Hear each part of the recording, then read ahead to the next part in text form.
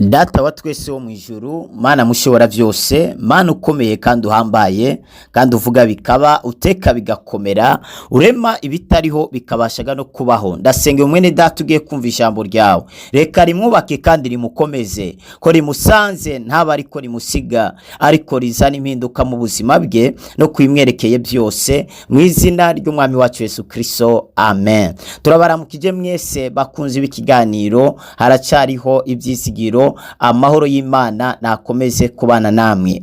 Haracariho ibyizigiro ko wakomera, ko watera imbere, haracari ibyizigiro ko wagera ku nzozi zawe, haracariho ibyizigiro ko wagera ku byo abandi bagezeho. Kubera Imana twizeye, Imana dusenga, Imana twakurikiye, ntabwo irobanura ku butoni. Ivyo yakoreye abandi nawe yabashaga kubigukorera. Haracari ibyizigiro ko wavyara, haracari ibyizigiro ko watera imbere, haracari ibyizigiro kijya nzu nawe wayubaka, haracari ibyizigiro kajya akazi ko wakaronka, haracari ibyizigiro ko wakora mariage, haracari ibyizigiro ko warongogwa. Haleluya. Ijambo rirambwira ngo nta kigabo kizabura ikigore caco, canke nta kigore kizabura ikigabo caco. Iryo ni ijambo ry'Imana, bisigura ngo wawe arahari. Imana ibahezagire cyane gose. Tugiye gusangira ijambo ry'Imana rifise teme ivuga ngo umuntu atekeye inyishu yawe. Umuntu atekeye inyishu yawe.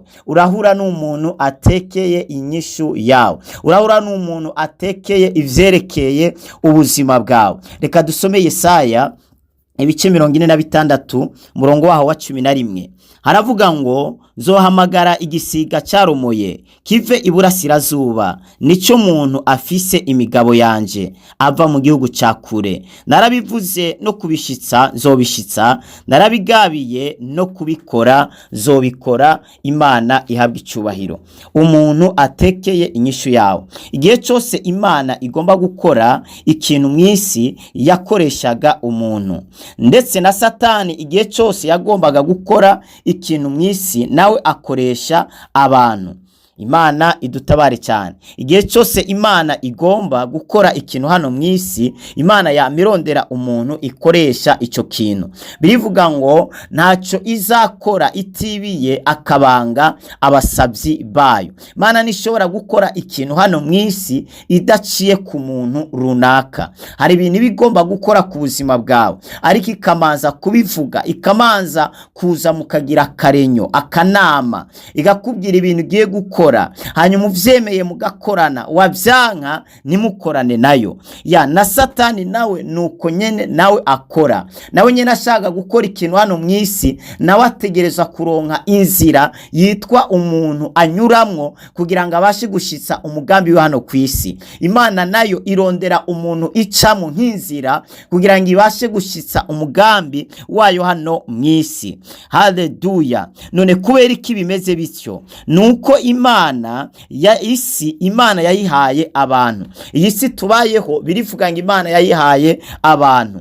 Birivuga ngo amajuru n'amajuru n'ayuhoraho, ariko isi Imana yayihaye abantu. Niyo mpamvu ikintu cyose bigomba gukora irinda guca ku muntu. Na Satani nta burenganzira afite bwo gukora hano ku isi mu buryo buri live. Nawe nyene ikintu agomba gukora amaza kurondera umuntu. Ikindi, Imana ni mpemu, ndetse na Satani nawe ni mpemu, nawe ntabwo agaragara.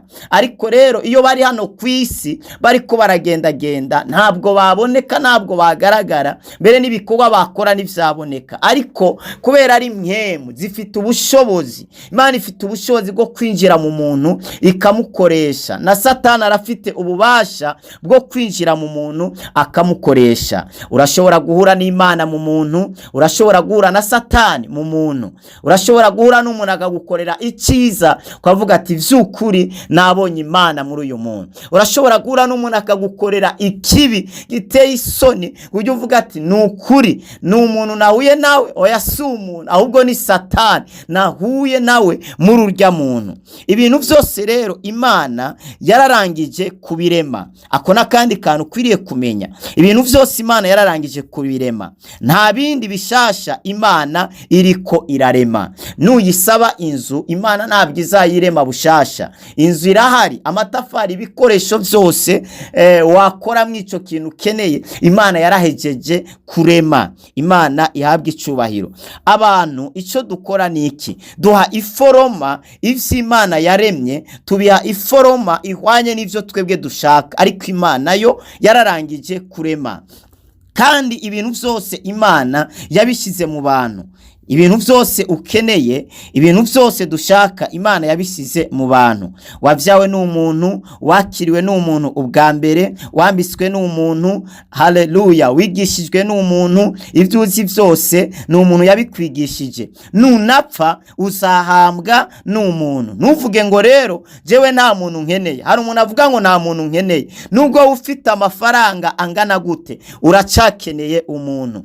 Uracakeneye iki? Umuntu. Inzu ubamo n'umuntu yayikubakiye, we ntayo wari gushobora kubaka kuko nta nivyo wigiye. Nubwo waravyigiye, inzu ntabwo wayubaka wenyene, urakeneye umuntu. Hari ahantu ugomba kugera, hari abantu bahageze, kandi ahuri hari abandi bari bahari, kandi ahuri hari abandi bazahaba. Abantu rero baguma bakenewe mu buzima bwacu. Abantu nibo batwigishije ivyuzi vyose, hari umuntu yabikwigishije. Aba bantu rero batekeye ivyacu biragoye kubamenya.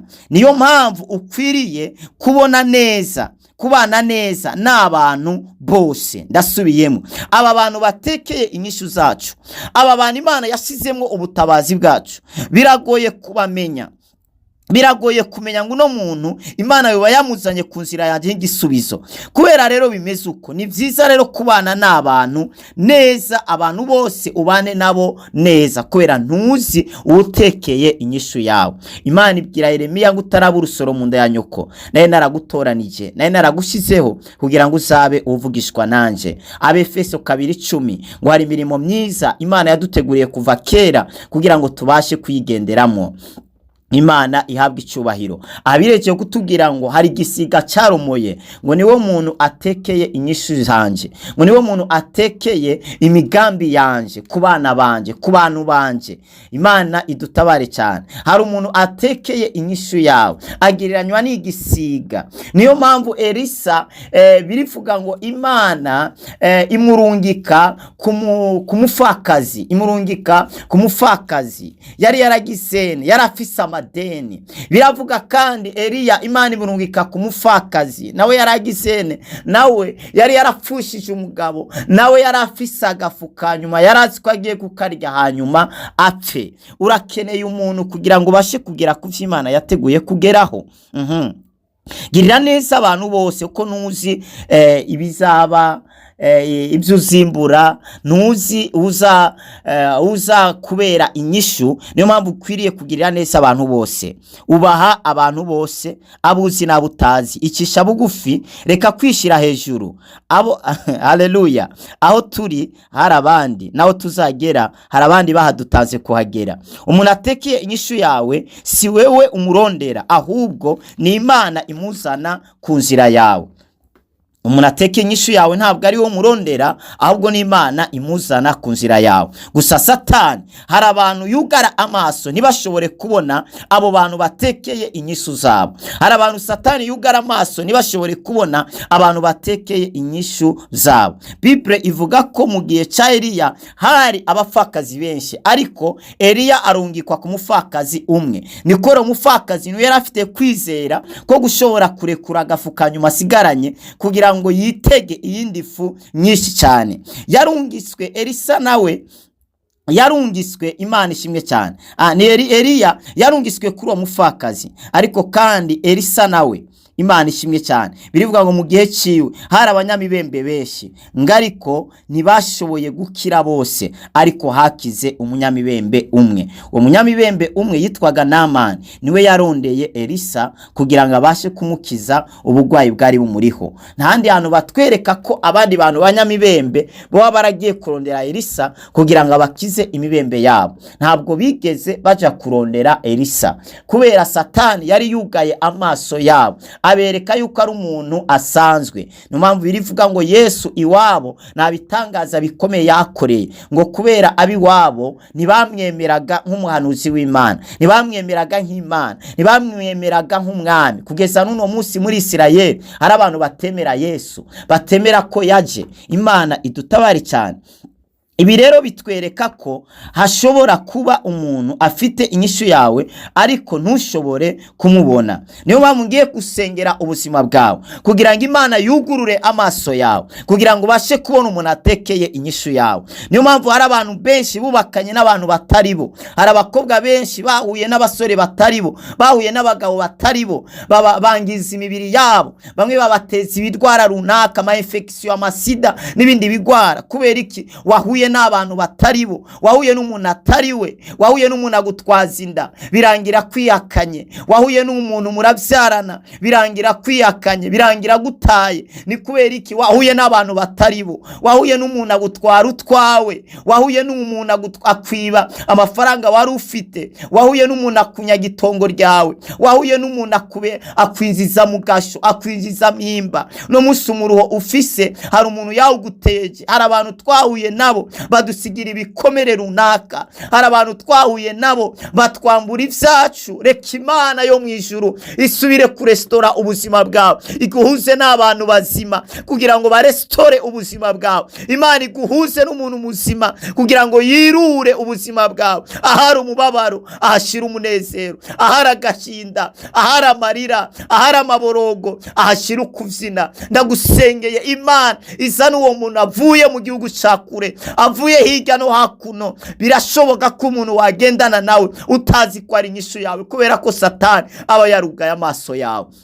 Umukozi w'Imana umwe adushingira nayo n'umupasiteri yasenganaga n'umukobwa, umukobwa akagira umutwaro wo gusengera umugabo, umusore nawe akagira umutwaro wo gusengera umugabo. Bose bari abakozi b'Imana, umwe wese nta numwe yasenga avuga ngo Mana mereza uyu turi kumwe.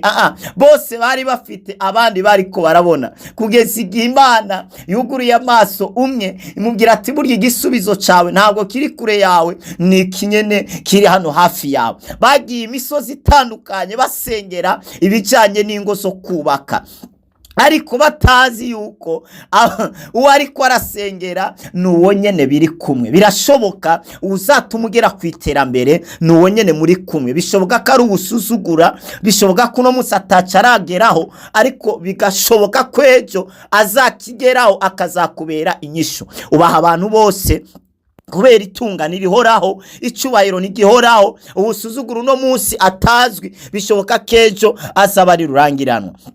Imana idutabare cyane. Ikindi, Satani arashobora kuzana abantu batari bo kugira ngo ayovye inzira zacu, ateza agahinda ubuzima bwacu. Bene abo rero batuma ivyacu vyononekara, batuma inzira zacu tuzihusha, ntitubashe kugera ku vy'Imana ibarateguye gutugeraho. Niyo mpamvu warondewe n'abantu benshi muri bo bakomerekeje ubuzima bwawe. Hari benshi rero bahuye n'abantu batari bo birangira babatwaye ivyabo. Imana igutabare cyane. Haleluya. Gusa ndagusengeye Imana iguhuse n'abantu bazima. Umuntu yavuye ku Mana, none wamubona gute? Umuntu wavuye ku Mana ese wamubona gute? Nibihe bintu bimuranga? Ni umuntu agufasha atakiguzi agusabye. Umuntu keshi yavuye ku Mana n'umuntu agufasha nta kiguzi agusabye. Hari abantu bazoguha inzu mugabo akagusaba ngo muryamane, azoguha amafaranga akagusaba ibindi bintu bigushira kure y'Imana, bituma wangiza ijambo ry'Imana, bituma utumvira Imana. Mwene uwo muntu ntaba yavuye ku Mana, aba yavuye kuri Satani. Uzamukwepe n'izo ngabire ziwe ntuzazakire, byo binazaba ari kaguha ntuzabyakire. Imana idutabare cyane. Umuntu yavuye ku Mana ni umuntu agukorera ibintu n'umuryango utogukorera. Hari umuntu Imana izana kuzira yawe akagukorera ibintu ku buryo n'uwo muvukana atoshobora kugukorera, kandi uwo muntu nyene agashobora kugukorera ibintu atokorera n'uwo bivukana. Ugasanga ari umuntu yakugiriye neza, yaguhaye poste nziza, akazi keza, yakwishuriye indege, yakuriye ibyangombwa byo gutwara hanze. Ivyo bintu yagukoreye n'uwo mu muryango w'iwabo nta numwe yabikoreye, ugasanga ari umuntu wo muri famiye yakenye kandi wowe urabizi, mugabo ugasanga yarirengagije agukorera ivyo bintu. Buriya siwe yagukoreye ivyo bintu, naho vyakabaye, ahubwo ni Imana yagukoreye ivyo bintu inyuze muri uwo muntu. Niyo mpamvu ibintu vyose bizakogwa n'abantu mu buzima bwawe ari vyiza, ntuzavyagiriza abantu, uzavyagiriza Imana. Umuntu yavuye ku Mana ni umuntu aharanira iterambere ryawe. Umuntu yavuye ku Mana ni umuntu aharanira iterambere ryawe. Umuntu yavuye ku Mana ntabwo aharanira iterambere ry'iwiwe. Iyo yaje ku nzira yawe aharanira iterambere